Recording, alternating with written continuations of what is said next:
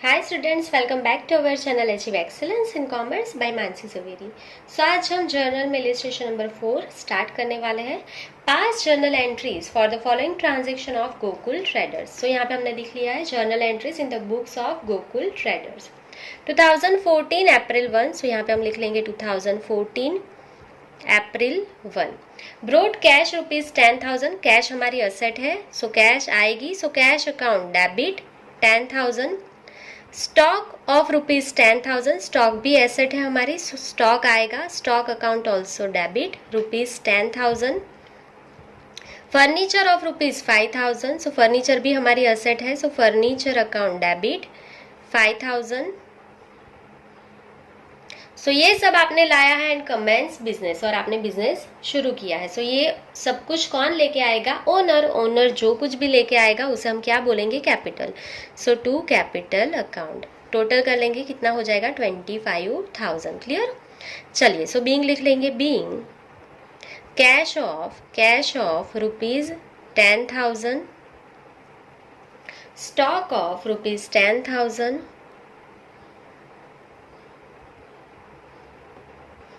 Furniture of ₹5,000।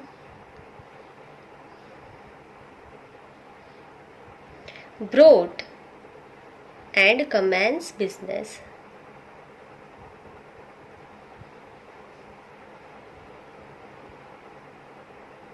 Clear? चलिए, so यहाँ पे आपका पहली ट्रांजेक्शन की जर्नल कंप्लीट हो गई है। आगे देखेंगे number 3। Goods purchased of ₹5,000 from Mathura traders. So Mathura traders के पास से आपने परचेज किया है 5,000 का।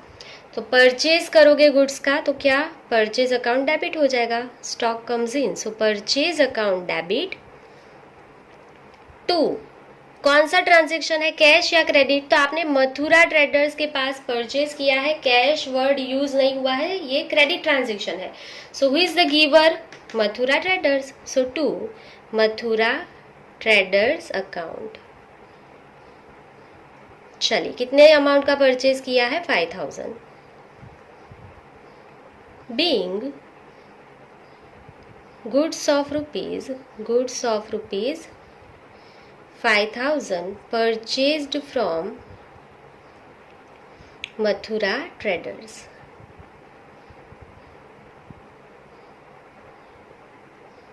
ऑन क्रेडिट लिखना है तो लिखना, अदरवाइज चलेगा। आपने क्रेडिट परचेज किया है क्योंकि कैश वर्ड का यूज नहीं हुआ है।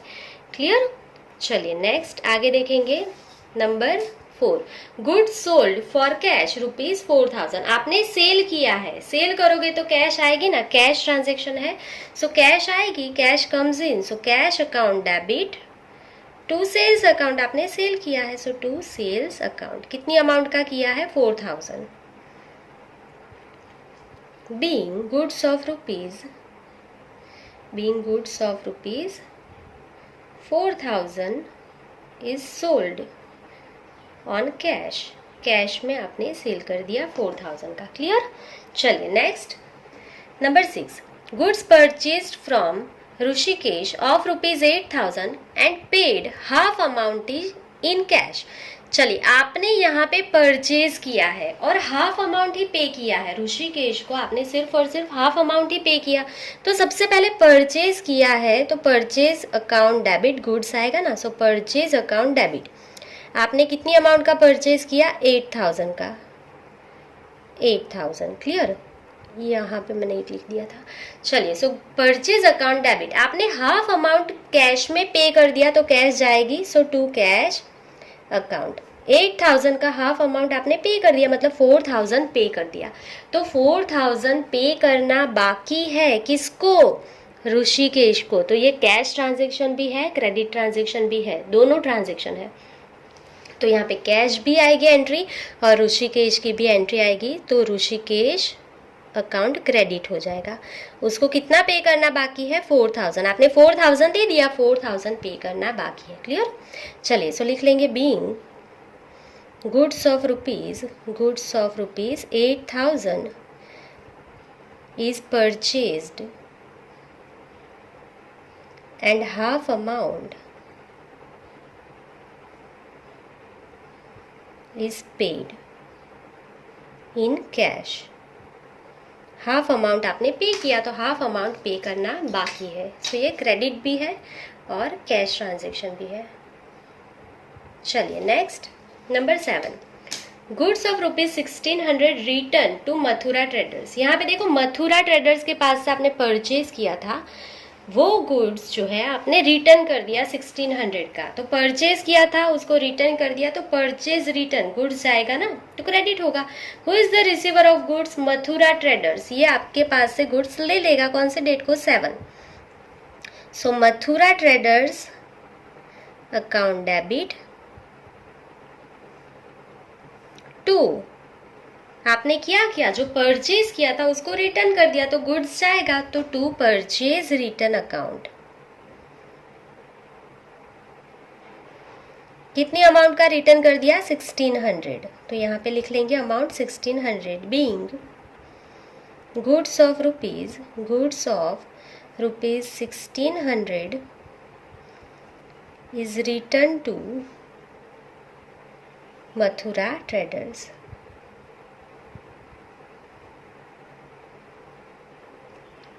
क्लियर? चलिए, सो यहाँ पे आपका नंबर 7 कंप्लीट हो गया है। Next number 9, date number 9, goods of ₹600 given for prime minister relief fund. तो प्राइम मिनिस्टर के रिलीफ फंड में आपने 600 का गुड्स जो है वो दे दिया, आपने दिया है डोनेशन। ठीक है, आपने क्या किया है? डोनेशन किया है। So prime minister relief fund account debit मत कर देना, आपने क्या किया यहाँ पे? डोनेशन किया है। डोनेशन किया तो आपका एक्सपेंस है ना, सो डोनेशन अकाउंट डेबिट टू।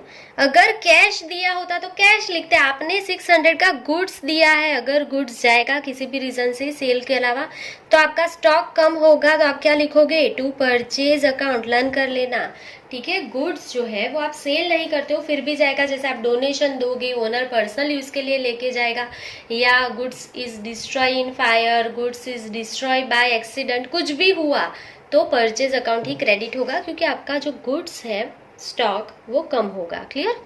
कितना दे दिया आपने? 600 का स्टॉक दे दिया, तो यहाँ पे लिख लेंगे amount 600। So being goods of ₹600 is given for Prime Minister Relief Fund.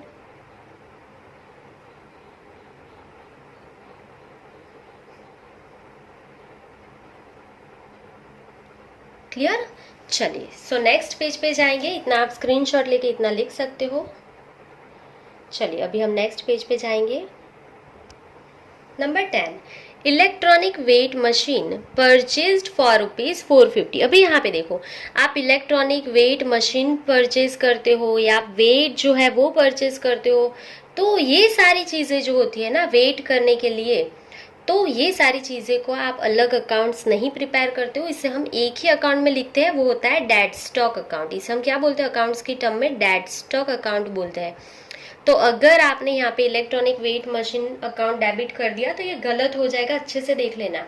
आपने इलेक्ट्रॉनिक वेट मशीन परचेज किया हो, या आपने कोई अदर वेट मशीन परचेज किया हो, या आपने सिर्फ वेट परचेज किया हो, तो ये सारी चीज़ें जो होती है वो डेड स्टॉक में कैलकुलेट होगी। क्लियर? इसका एक ही अकाउंट बनता है, डेड स्टॉक अकाउंट। क्लियर? चलिए, सो आपने परचेज किया है तो dead stock account debit, dead stock account debit, और आपने कितना पे किया? 450 पे किया, तो आपकी कैश जाएगी ना, कैश ट्रांजेक्शन है, क्योंकि यहाँ पे कैश वर्ड भी यूज नहीं है और ना ही पर्सन का नेम लिखा है। सो कैश अकाउंट क्रेडिट हो जाएगा टू कैश अकाउंट 450। क्लियर? चलिए, being ₹450 is paid for electronic weight machine.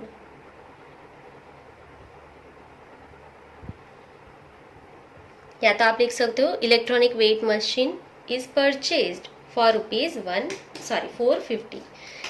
दोनों लिख सकते हो, बीइंग सब कुछ राइट है, सिर्फ लिखा होना चाहिए अच्छे से। चलिए next, number 15, 100 shares of Shri Barsana Limited purchased at ₹30 and 2% brokerage is paid. Both the payment is paid by cheque. आपने शेयर परचेज किया है और उस पर ब्रोकरेज पे किया है. अच्छे से देख लो, आप कोई भी एसेट या गुड्स परचेज करते हो तो यहाँ पे उसके लिए जो भी एक्सपेंस होता है वो उसकी कॉस्ट प्राइस में ऐड हो जाता है. हमने फर्स्ट लेसन में सीखा था कॉस्ट की डेफिनेशन में. अगर आपने नहीं सीखी है कॉस्ट की डेफिनेशन तो वो देख लो पहले वीडियो जाके, उसके बाद ही ये समझ में आएगा. तो अगर आपने ब्रोकरेज अकाउंट डेबिट कर दिया तो ये गलत हो जाएगा. अच्छे से समझो, अगर आपने शेयर परचेज किया है और ब्रोकरेज पे किया है तो वो शेयर की कॉस्ट प्राइस में ही ऐड करना है आपको. क्लियर? चलिए, तो यहाँ पे आपने शेयर परचेज किया है तो आपकी असेट है ना, आपके पास शेयर है बरसाना लिमिटेड के तो आपकी असेट है. तो यहाँ पे हम लिखेंगे share of Shri Barsana limited account debit to. आपने सारी की सारी अमाउंट चेक से पे कर दी, सो पैसा बैंक से जाएगा, सो टू बैंक अकाउंट. अब कितना पैसा देना है अच्छे से देखो. 100 शेयर आपने परचेज किया, 100 शेयर, एक की प्राइस कितनी है ₹30, तो 100 शेयर इंटू ₹30, टोटल शेयर की प्राइस कितनी है ₹3000 हुई. समझ में आया? उसमें 2% ब्रोकरेज आपने पे किया तो ऐड करना है इसी अमाउंट में प्लस 2% ब्रोकरेज. तो 3000 का 2% कितना हो जाएगा 60. देखो 3000 इंटू 2%, कैलकुलेटर में कैसे करोगे, 3000 इंटू 2% तो कितना आएगा ₹60 आएगा. वो ऐड करो तो शेयर अभी आपको कितने में मिलेगा 3060 में आपको ये शेयर मिलेगा. 3060 में 3000 इंटू 2% करना तो ₹60 आएगी. उसको ऐड करो 3000 प्लस 60 तो शेयर की वैल्यू कितनी हो जाएगी 3060 में आपको ये शेयर मिलेगा. समझ में आया? मिस्टेक कुछ भी नहीं होनी चाहिए यहाँ पे. चलिए, तो बीइंग लिख लेंगे. Being 100 share at ₹30 purchased of Barsana Limited and 2% brokerage paid. Clear? चलिए, इजी था, अच्छे से देख लेना, कैलकुलेशन में मिस्टेक नहीं होनी चाहिए आपकी. चलिए आगे बढ़ेंगे. Number 18, goods of ₹4000 sold to Kedarnath. आपने केदारनाथ को सेल किया है. सो ये ट्रांजेक्शन कौन सा है, केदारनाथ. सिर्फ नेम दिया है, कैश वर्ड यूज नहीं हुआ है. So Kedarnath is receiver, credit transaction है. तो Kedarnath account debit, Kedarnath account debit to sales account. हमने सेल किया उसको, टू सेल्स अकाउंट. कितनी अमाउंट का सेल किया हमने 4000, तो यहाँ पे हम लिख लेंगे 4000. Being goods of rupees, being goods of rupees 4000 is sold to Kedarnath. Clear? चलिए, सो यहाँ पे आपका 18 नंबर का ट्रांजेक्शन कंप्लीट हो गया. ये बहुत ही सिंपल था. चलिए नेक्स्ट आगे देखेंगे. Number 20, goods of ₹1500 destroy by fire. तो यहाँ पे आपका जो गुड्स है वो डिस्ट्रॉय हो गया है क्योंकि आग लग गई है. सो अगर कोई भी गुड्स आपका डिस्ट्रॉय हो जाएगा, या तो एक्सीडेंट या तो फायर, कुछ भी हो जाए, तो यहाँ पे आपको लॉस होगा. और लॉस की कौन सी बैलेंस होती है, डेबिट ही होती है. तो यहाँ पे हम लिखेंगे loss due to fire account debit. ठीक है, या तो आप यहाँ पे पूरा लिख सकते हो loss on goods destroy by fire account debit. हमने क्या लिखा, loss due to fire account debit. जो भी लिखो दोनों राइट है. लॉस होना चाहिए मतलब, तो लॉस हुआ फायर की वजह से तो लॉस डेबिट हो गया. और आपका यहाँ पे क्या डिस्ट्रॉय हो गया, गुड्स, तो आपका स्टॉक कम होगा. सो टू परचेज अकाउंट, अच्छे से देख लो, टू परचेज अकाउंट आपका स्टॉक कम हो जाएगा. कितना 1500 का. तो आपको लॉस हो गया. यहाँ पे समझ में आ गया, बहुत ही इजी जर्नल थी. बीइंग लिख लेंगे. Being goods of rupees, being goods of rupees 1500 destroy by fire. Clear. चलिए next number 22, half of the goods return back from Kedarnath. So Kedarnath को आपने यहाँ पे सेल किया था ना, उसने हाफ जो है वो आपको रिटर्न कर दिया। तो आपने सेल किया था, वो रिटर्न आ गया गुड्स, तो उसे हम क्या बोलते हैं, सेल्स रिटर्न। सेल्स रिटर्न आएगा तो sales return account debit, goods comes in ना, so sales return account debit.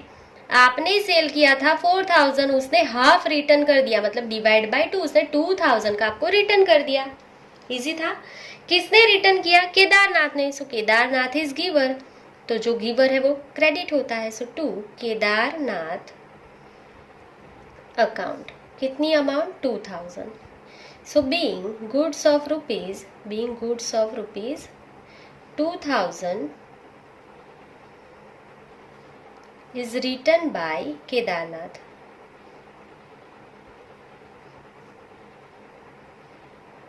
Kedarnath ने आपको गुड्स रिटर्न कर दिया। क्लियर। चलिए, सो यहाँ पे आपका 22 नंबर का ट्रांजेक्शन कंप्लीट हो गया है। नेक्स्ट आगे देखेंगे number 25, goods of ₹500 withdrawn for personal use. Owner personal use के लिए गुड्स लेके जाएगा, ओनर कुछ भी लेके जाएगा पर्सनल यूज के लिए, तो उसे हम क्या बोलेंगे, ड्रॉइंग ही बोलते हैं ना। सो यहाँ पे हम लिखेंगे number 25, drawing account debit, drawings account debit to, owner क्या लेके जाएगा, यहाँ पे गुड्स लेके जा रहा है।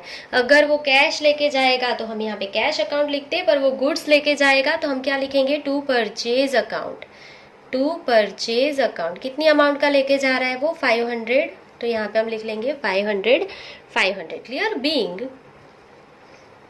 Goods of rupees, goods of rupees 500 withdrawn for personal use।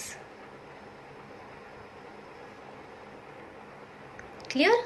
चलिए, सो यहाँ पे आपका 25 नंबर का ट्रांजेक्शन कंप्लीट हो गया है, एक लाइन आप ड्रॉ कर लोगे। चलिए next 28, furniture of ₹3000 purchased from Bansidhar furniture mart. आपने फर्नीचर परचेज किया है और बंसीधर फर्नीचर मार्ट के पास आप लेके आए हो, तो ये क्रेडिट ट्रांजैक्शन है क्योंकि कैश वर्ड का यूज हुआ नहीं है यहाँ पे। तो फर्नीचर आपकी असेट है, असेट आएगी तो परचेज नहीं लिखना है, क्या लिखोगे, furniture account debit, furniture account debit to Bansidhar furniture mart account. चलिए, कितनी अमाउंट है, 3000, तो यहाँ पे आप लिख दोगे 3000। बीइंग फर्नीचर ऑफ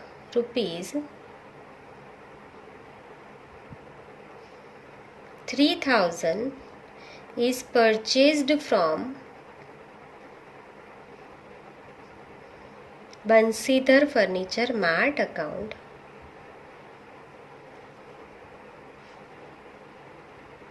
तो Bansidhar furniture mart, that's it. Clear. So यहाँ पे आपकी 28 नंबर की ट्रांजैक्शन कंप्लीट होती है, उसकी journal. Next 30, after adding 20% goods of ₹1000 sold to Chandni, carriage of ₹50 paid on her behalf. यहाँ पे देखना, आपने चांदनी को सेल किया है, पहले इसकी एंट्री करेंगे, उसने पैसे नहीं दिए अभी तक, तो ये क्रेडिट ट्रांजेक्शन है। Who is the receiver of goods, Chandni, so Chandni account debit, debit the receiver, आपको पता है ना, Chandni account debit to sales account, आपने सेल किया। अब ये सेल किया वो कैसे किया, तो 1000 में 20% प्रॉफिट ऐड किया। सो 1000 का गुड्स था प्लस 20% प्रॉफिट ऐड करो, तो 1000 प्लस 200, 1000 का 20% 200 होता है ना। सो सेल कितने का किया आपने, 1200 का। क्लियर। 50 रुपीज आपने कैरेज के उसके बिहाफ पे पे किए। देखो, ये आपका एक्सपेंस नहीं है कैरेज, अगर आप यहाँ पे कैरेज अकाउंट डेबिट लिख दोगे तो गलत हो जाएगा।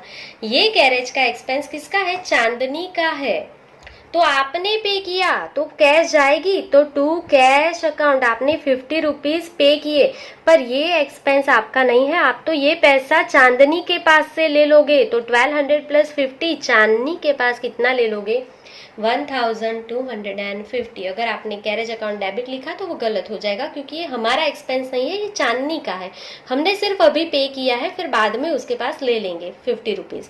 ठीक है, तो सेल के 1200 एंड कैरेज के 50, तो 1250 हम बाद में ले लेंगे। Clear?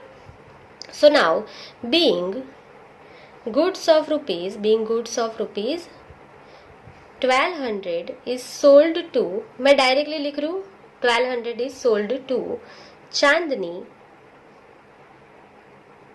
and carriage of rupees 50 is paid on her behalf। उसके बिहाफ पे हमने 50 रुपीज़ पे कर दिया। क्लियर?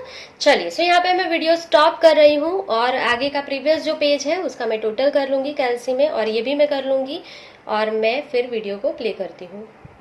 चलिए, सो यहाँ पे मैंने टोटल कर लिया है, ये आ गया है 59,960। दोनों तरफ आपका आ जाना चाहिए, आपको खुद से वेरीफाई कर लेना है। टोटल जर्नल के दोनों साइड का ये आ जाएगा 59,960। अगर आपका दोनों साइड का इक्वल नहीं होता है तो आपकी जर्नल रॉन्ग होगी, आपको वेरीफाई करना होगा। क्लियर? चलिए, सो यहाँ पे अब हमारा इलस्ट्रेशन नंबर 4 कंप्लीट हो गया है। आई होप कि आपको पूरा समझ में आ गया है। अगर आपको कुछ भी डाउट होता है तो आप कमेंट सेक्शन में कमेंट कर सकते हो। आज के लिए बस इतना ही। Thank you for watching, keep learning, take care.